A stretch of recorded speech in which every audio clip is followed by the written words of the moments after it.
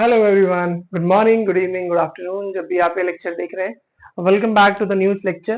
अभी तक हमने 3 चैप्टर्स पढ़ लिए हैं क्लास 12 के। Chapter 1 electric charges and field, chapter 2 electric potential and capacitance and chapter 3 current electricity. आज हम स्टार्ट कर रहे हैं chapter number 4 which is moving charges and magnetism. अलग अलग आईएससी बोर्ड में देखे तो अलग अलग नाम है इनके, मैग्नेटिक इफेक्ट ऑफ करंट या कुछ भी और कुछ भी नाम हो सकता है। ठीक है, तो बेसिकली बात हम ये कर रहे हैं कि मैग्नेटिज्म की बात कर रहे हैं, एज सिंपल एज दैट। तो क्या बेसिकली अब मैग्नेटिज्म को भी अगर हम कैटेगराइज करें तो अभी हम इलेक्ट्रोमैग्नेटिज्म की बात कर रहे हैं। मतलब एक ऐसा मैग्नेटिज्म जो इलेक्ट्रिसिटी की वजह से प्रोड्यूस होता है ना। अब तक हमें बहुत सालों तक लगता था कि जो मैग्नेटिज्म है वो खाली नेचुरल होता है ना, जैसे कि हमने बुक्स में पढ़ा होगा कि ग्रीक्स में डिस्कवरी हुई थी कि मैग्नेटिक प्रॉपर्टीज होती हैं अर्थ के अंदर, एक्सेट्रा एक्सेट्रा। बट अब हम बात करें कि अगर हम किसी वायर के अंदर से, किसी रॉड के अंदर से, किसी भी कंडक्टर के अंदर से अगर हम करंट पास करते हैं तो उसके अराउंड क्या बनती है, एक मैग्नेटिक फील्ड प्रोड्यूस होती है। और वो मैग्नेटिक फील्ड आप कैसे कैलकुलेट कर सकते हैं, आज का हमारा टॉपिक यही है। तो बेसिकली आज जो हम न्यूमेरिकल प्रॉब्लम्स करने वाले हैं वो हम करने वाले हैं बायट-सेवर्ट लॉ के ऊपर। ओके, तो बेसिकली पहले तो यही बात कर लेते हैं कि क्या होता है बायट-सेवर्ट लॉ। तो अगर हम बात करें बायट-सेवर्ट लॉ की तो ये बहुत ऑब्वियस सी बात है, हमने इसका नाम तो बहुत सुना होगा। तो बायट और सेवर्ट ये दो साइंटिस्ट थे जिन्होंने मिलकर क्या करा, ये कैलकुलेट करके हमें बताया कि किसी भी करंट कैरिंग वायर या कंडक्टर के अराउंड अगर आपको मैग्नेटिक फील्ड कैलकुलेट करनी है तो वो आप कैसे कैलकुलेट कर सकते हो, उसका मैग्नीट्यूड कैसे कैलकुलेट कर सकते हैं। ओके, तो वैसे बहुत डिटेल में नहीं जाएंगे हम डेरिवेशन वगैरह में। फॉर एग्जांपल अगर मैं कहूं एक वायर है जिसके अंदर आई करंट फ्लो कर रहा है और उसके अंदर से अगर आपने एक डीएल एलिमेंट्री लेंथ को काट के उसकी वजह से आप आर डिस्टेंस दूर किसी पॉइंट पे, लेट अस से पी पॉइंट पर इतना आर डिस्टेंस दूर अगर आप मैग्नेटिक फील्ड निकालना चाहते हैं तो मैग्नेटिक फील्ड का जो फॉर्मूला हमारे पास है वो है B is equal to mu not upon 4 pi I D L sine theta upon R square. ठीक है, ये हमारा मैग्नेटिक फील्ड का मैग्नीट्यूड निकालने का फॉर्मूला है due to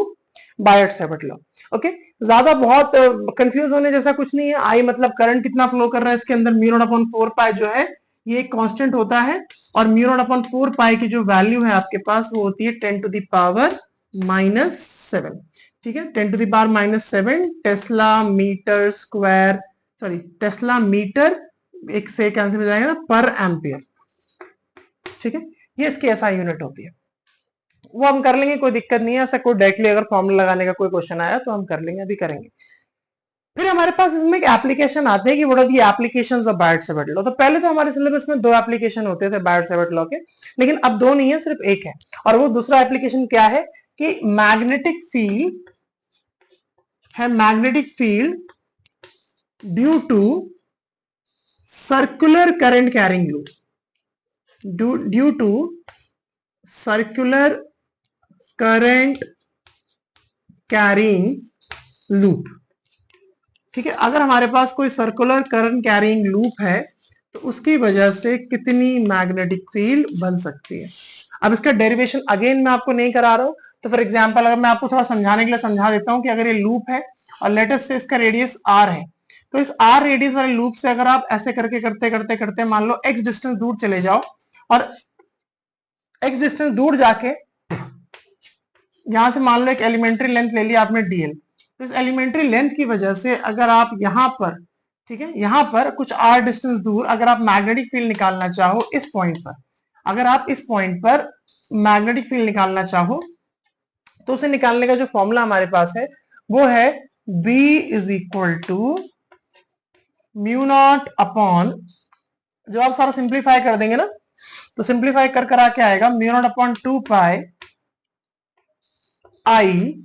are square upon R square plus X square की पावर 3/2। ठीक है, ये हमारे पास इसका यूनिवर्सल फॉर्मूला होता है magnetic field due to current carrying loop. अगर मान लेते हैं लूप के अंदर n नंबर ऑफ टर्न्स है तो और कुछ नहीं है, बस यहाँ पे आप n और लगा लेंगे। आप ये पूरे मैग्नेटिज्म में याद रखना कि कहीं भी अगर आपको n नंबर ऑफ टर्न्स की बात आ जाए अचानक से, है ना, ये बोल दिया जाए कि नंबर ऑफ टर्न्स कितने हैं, तो अगर n नंबर ऑफ टर्न्स की बात आ जाए कहीं पे तो आप सारी खाली फॉर्मूले में n मल्टीप्लाई कर देना, दैट्स इट। बात खत्म। अच्छा, अब अगर मान लो देखो यहां से अभी आप एक्स डिस्टेंस दूर मैग्नेटिक फील्ड निकाल रहे हो, लेकिन अगर आप यहाँ से पास आते आते आते आते आते आते मान लो यहाँ इसके सेंटर में आ जाओ, तो सेंटर में कितनी मैग्नेटिक फील्ड होगी अगर आपको ये कैलकुलेट करना पड़ जाए, तो ऑब्वियस सी बात है जब आप सेंटर पे आ जाओगे, मैं यहाँ लिख रहा हूँ, ठीक है, अगर आप सेंटर पे आ जाओगे तो ऑब्वियस सी बात है सेंटर पे आते आते एक्स की वैल्यू तो जीरो हो जाएगी, मेरे ख्याल से X will tend to zero. तो अगर एक्स जीरो हो गया तो मतलब ये वाली टर्म जीरो हो गई, अगर ये वाली टर्म जीरो हो जाएगी तो ये खत्म टर्म, खाली क्या बचेगा, आर स्क्वायर की पावर 3/2, और आर स्क्वायर से आर स्क्वायर कैंसिल हो जाएगा, मतलब बचेगा आर क्यूब, ऊपर के आर स्क्वायर से नीचे का आर स्क्वायर कैंसिल हो जाएगा और एक आर बच जाएगा, मतलब मैग्नेटिक फील्ड एट सेंटर कितनी हो जाएगी, म्यू नॉट अपॉन 2, ठीक है, म्यू नॉट अपॉन 2। आप यहां से सिंप्लीफाई करके ठीक है, बाकी तो कुछ नहीं बचा है, ठीक है, तो mu not upon 2 I by R, mu not upon 2 I by R, this is the magnetic field at the centre of the loop. अच्छा सॉरी, मैंने यहाँ पाई लगा दिया, आई एम सॉरी, जब हम डेराइव करते हैं ना, यहाँ ऊपर 2 पाई आर आता है, नीचे 4 पाई होता है, तो वो कैंसिल हो जाता है, ठीक है, एक पाई से पाई कैंसिल हो जाता है, एक 2 से 2, तो ये हो जाएगा mu not upon 2 n I R square upon R square plus square की पावर 3/2, और सेंटर में मैग्नेटिक फील्ड कितनी हो जाएगी, mu not upon 2 I by R. तो बस आपको इतना याद रखना है, अगर आप इतने फॉर्मूले से यहाँ से स्टार्ट कर देते हैं बेसिक फॉर्मूला से, तो हम आगे के क्वेश्चन कर सकते हैं, ठीक है, तो आप नोट करो, मैं इसमें क्वेश्चन लिख रहा हूँ।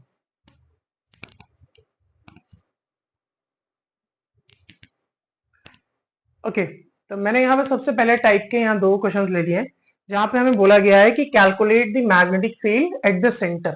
ठीक है, इन दोनों फिगर्स के सेंटर में मैग्नेटिक फील्ड निकालनी है, ये भी बहुत कॉमनली आस्क्ड क्वेश्चन है एग्जाम का।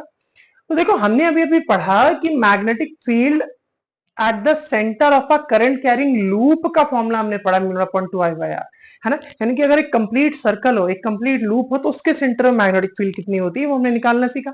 लेकिन यहाँ पे आपको दिख रहा है कि एक कंप्लीट सर्कल नहीं है ना, आप देख पा रहे हो कि यहाँ से इसका एक पार्ट है छोटा सा, है ना, अगर आप देखो तो यहाँ से इसका जो है आप देख पा रहे हो कि ये सिर्फ पार्ट है सर्कल का। यहाँ भी आप देखो तो थोड़ी अलग सी ज्योमेट्री है, यहाँ पे एक आपको दिख रहा है कि 3/4 पार्ट लिया हुआ हमने सर्कल का, और यहाँ पे एक क्वाड्रेंट है, दोनों का रेडियस अलग अलग है, तो देखते हैं, कुछ नहीं है, बहुत आसान है। अच्छा, हमें पता है कि magnetic field at the centre of the loop कितनी होती है ना, वो होती है mu not upon 2 I by R, है ना, लेकिन यहाँ पे अगर हमें एक पार्ट दिया हुआ है तो आपको ऐसा नहीं लग रहा है एक सेक्टर जैसा,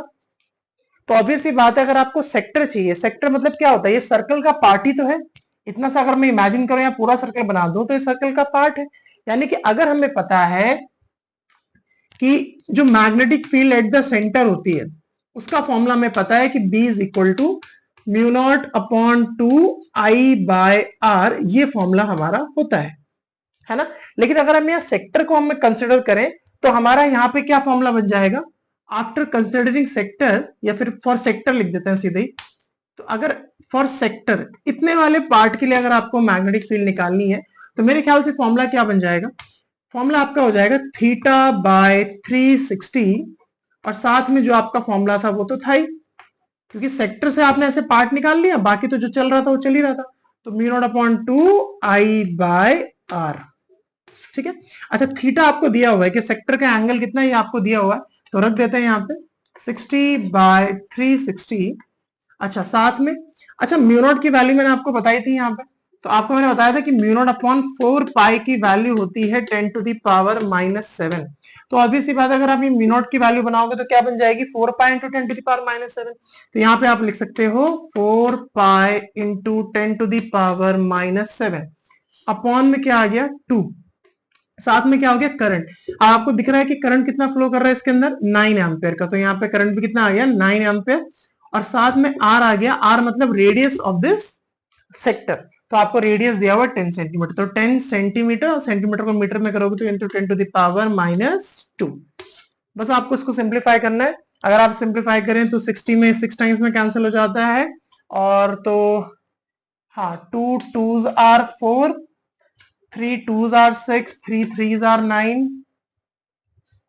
तो हाँ फिर इस 2 से ये वाला 2 भी कैंसिल होता हुआ दिख रहा है मुझे, और फाइनली एक 10 से यहाँ एक 10 मर जाएगा तो -1 बचेगा, -1 से एक -1 ऊपर के लिए मर जाएगा तो -6 बचेगा, तो फाइनली हमारे पास क्या बच रहा है 3 pi into 10 to the power -6, तो हमारे पास क्या बच रहा है 3 पाई इंटू 10⁻⁻⁻6 टेस्ला। और 3 पाई को अगर आप सिंप्लीफाई करेंगे तो पाई हुआ 3.14 और 3.14 इंटू 3 तो 3 3 9 एंड 14 3 42 तो 9.42। तो हमारा आंसर कितना हो गया 9.42 इंटू 10⁻⁻6 टेस्ला। ये हमारा फाइनल आंसर हो गया। इतनी मैग्नेटिक फील्ड हुई सेक्टर के सेंटर में। ठीक है, तो ये एक टाइप का क्वेश्चन बन गया। अच्छा, लाओ इस वाले को देखते हैं, ये क्या कह रहा है। तो ऑब्वियस सी बात है, आपको दिख रहा है कि यहाँ पे एक क्वाड्रेंट है जिसका रेडियस A1 है और एक हमारे पास 3/4 पार्ट है सर्कल का जिसका रेडियस A2 है। तो हमें दोनों के लिए ऑब्वियस सी बात है अलग अलग मैग्नेटिक फील्ड निकालनी पड़ेगी। अच्छा हाँ, एक चीज और बता दूं कि यहाँ आप सोच रहे होंगे कि मैंने इस लाइन को कंसिडर क्यों नहीं किया। तो अगर आप इमेजिन करो तो इस देखो, कभी भी ना अगर आपको डायरेक्शन में मैग्नेटिक फील्ड निकालने तो उसके लिए हम राइट हैंड रूल यूज करते हैं कि अगर आप अपने थंब को करंट के डायरेक्शन में पॉइंट करोगे then your coiling fingers will give you the direction of magnetic field. तो ऑब्वियसली बात है, देखो अगर एक करंट ऐसे जा रहा है तो यहां से अगर आप देखो तो यहाँ के मैग्नेटिक फील्ड आपको इनवर्ट जाती हुई दिख रही है और जब आप यहां से इसको पॉइंट करोगे तो वो क्या होगी, वहां से आपको मैग्नेटिक फील्ड आउटवर्ड आती हुई दिखाई देगी। तो दोनों एक दूसरे को कैंसिल कर देंगे, ये वाला पार्ट जो है वो एक दूसरे को नलिफाई कर देगा, इसलिए आप खाली इतने पार्ट का निकाल रहे हो। अच्छा, यहाँ पे अगर आप देखो तो यहाँ देखो एक ही डायरेक्शन में अगर ऐसे करोगे तो मैग्नेटिक फील्ड बाहर की तरफ आ रही है, चाहे आप इधर को करंट लेके जाओगे तब भी बाहर की तरफ आ रही है, तो मतलब ये तो सेम ही डायरेक्शन में। चलो उसको हम बाद में डिस्कस करेंगे डायरेक्शन ऑफ मैग्नेटिक फील्ड का। अच्छा, यहाँ आते हैं, मतलब अगर मुझे यहाँ नेट मैग्नेटिक फील्ड चाहिए तो मुझे जो नेट मैग्नेटिक फील्ड इस केस में मिलेगी वो मेरे ख्याल से 3/4 पार्ट ऑफ सर्कल लेना पड़ेगा, प्लस आपको क्या लेना पड़ेगा 1/4 पार्ट ऑफ सर्कल, या जो भी आप इसको क्वाड्रेंट भी बोलना चाहते हो तो आप क्वाड्रेंट भी बोल सकते हो। अच्छा, बाकी तो कोई दिक्कत नहीं है, बाकी तो मुझे कोई दिक्कत समझ में नहीं आ रही है, तो चलो सीधा लगाते हैं। तो मैंने थोड़ा बच्चों वाली बात लिख दी ऐसे। तो चलो मैं अगर टोटल की मैग्नेटिक फील्ड लिखना चाहता तो मैं कैसे लिखता, देखो। तो मैग्नेटिक फील्ड जो लूप का फॉर्मूला तो यही रहेगा भाई, फॉर्मूला तो यही वाला रहने वाला है ना, फॉर्मूला थोड़ी चेंज हो जाएगा। अगर हमें सेंटर में निकालना है लूप के तो फॉर्मूला तो ये रहने वाला है, ये एक पार्ट है लूप का, ये एक पार्ट है लूप का। अच्छा, तो फिर से वही वाला फॉर्मूला लगा रहे हैं, सेक्टर वाला। ओके, ये वाला, ये भी एक इंपॉर्टेंट फॉर्मूला, θ/360 μ0/2 I/r। तो अगर पहले इस वाले पार्ट के निकालें तो आपको दिख रहा है क्वाड्रेंट है, तो क्वाड्रेंट के लिए लिखेंगे आप कितना 1/4। ऑब्वियस सी बात है, अरे लिखने को आप 90 लिख सकते हो, 90/360, और फिर उसके बाद बात तो वही हो जाएगी 90/360 1/4। तो थोड़ा सा मैं लिबर्टी ले रहा हूँ, थोड़ा शॉर्टकट ले रहा हूँ। अच्छा, बाद में मैग्नेटिक फील्ड का फॉर्मूला तो वही होता है लूप के सेंटर में μ0/2 I/r। अच्छा, r है तो मतलब r की जगह यहाँ क्या आ जाएगा, ऑफकोर्स A1 आ जाएगा, सही है ना, प्लस। अच्छा, इस वाले पार्ट का देखेंगे तो ऑब्वियस सी बात आपको दिख रहा है 3/4 है, तो आप यहाँ क्या कहोगे इसको 3/4, और साथ में कितना आ गया μ0/2, और करंट कितना फ्लो कर रहा है I। अच्छा, यहाँ कैपिटल I है करंट, तो यहाँ करंट है कैपिटल I, और इस बार रेडियस कितना है, रेडियस है A2। अब आप ऑब्वियस सी बात है, इनमें से आपको दिख रहा है कि आप क्या क्या कॉमन ले सकते हो, तो मुझे लग रहा है μ0/2 I/A1 ये आपको कॉमन दिख रहा है दोनों जगह से, और इवन मुझे 4 भी दोनों जगह से कॉमन दिख रहा है। तो मैं सबको अगर कॉमन ले लूं तो मुझे ऐसा लग रहा है कि यहाँ बच जाएगा μ0/2 तो था ही, और 4 भी आ गया, 2 तो था ही, 4 भी आ गया, तो 8 μ0/8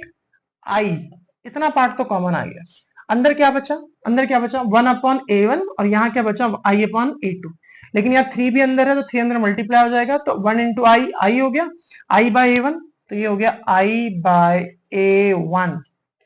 ठीक है, और प्लस ये 3 अंदर मल्टीप्लाई हो उसके साथ, तो 3 टाइम्स ऑफ I/A2। अब मैंने गलती कर दी यहाँ पे, चाहता तो मैं I कॉमन ले चुका था ना, तो यहाँ पे कोई दिक्कत नहीं थी, यहाँ मुझे सिर्फ 3 लिखना चाहिए था, तो यहाँ 1/A1 हो जाएगा और 3/A2 हो जाएगा, मतलब ये हमारी नेट मैग्नेटिक फील्ड हो गई। So this is how you can calculate the magnetic field using the Biot-Savart law। अच्छा, अगर कोई बिल्कुल ही आसान क्वेश्चन आएगा, जैसे अगर आपको Biot-Savart लॉ में बोल दिया जाए कि भाई अगर एक वायर है उसमें अब करंट फ्लो कर रहा है लेटर से 3 एम्पियर का, और उससे 3 सेंटीमीटर दूर मैग्नेटिक फील्ड निकाला, तो वो तो कुछ भी क्वेश्चन नहीं हो, तो लड्डू सा क्वेश्चन है, सीधा लगा सकते हो μ0/2 पाई,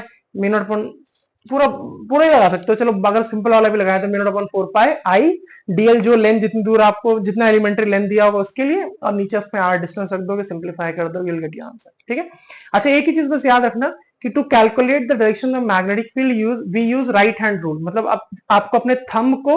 करंट के डायरेक्शन में पॉइंट करना है तो आपके जो कॉइलिंग फिंगर्स हैं वो आपको क्या दे देंगी, डायरेक्शन ऑफ मैग्नेटिक फील्ड दे देंगे। बस इतनी बात आपको याद रखनी है। ओके, सो इस लेक्चर के लिए इतना ही। अब मिलते हैं अगले लेक्चर में, पढ़ाई करते रहिए। All the very best.